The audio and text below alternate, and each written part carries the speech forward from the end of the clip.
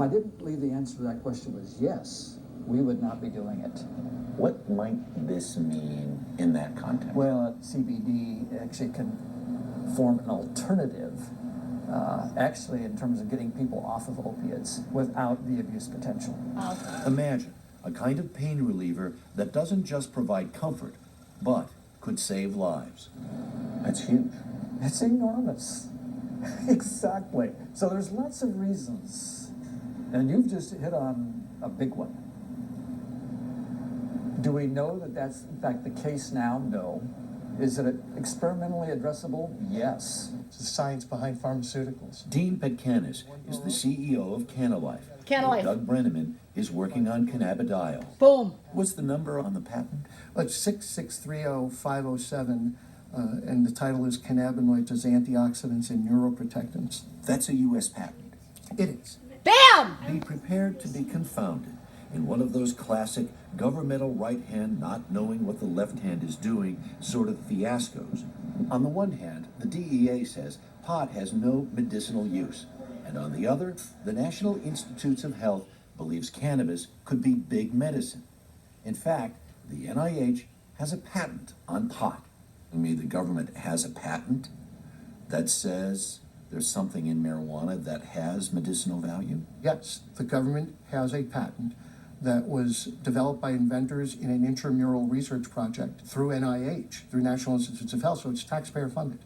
Petkanis has licensed the patent, which means he can use certain cannabis-based compounds and develop them into medicines. Medicines that could turn into the payday of a lifetime. That'd be the for Kannalife him Sciences, guys. And the government. Boom. Reading the government's patent. A lot of research went into it. And when you look into that, you realize that some very prominent scientists turn their attention to these structures, how they would be useful as medicine in the treatment of these diseases. Alzheimer's. Epilepsy, Down syndrome.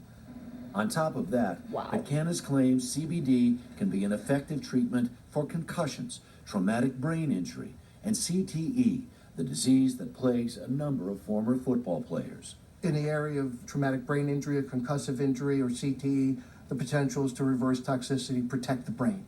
Protect the brain. Right, protect the brain, before, during, and after. How big a breakthrough is this potential? Huge. This is all new country, Harry. This is stuff that, because of the restrictions of the Controlled Substance Act, nobody touched cannabinoids at all. They just left it there and left it alone. Wow. Back in the Kannalife lab in Pennsylvania, Kannalife. Dr. Brenneman is hard at work trying to determine for certain if weed is really a wonder drug. Give me a hand signal. Potential for cannabidiol is where? Way up there. Right. I say that from just the breadth of therapeutic areas which it's relevant to. Wow. The anecdotal evidence here is something that really gets your attention. Yes. Why don't we have the clinical goods here to make the case? And it all comes down to the scheduling of this compound as a Schedule 1 compound. But is all of that Bam. about to change? You bet it is. Coming up.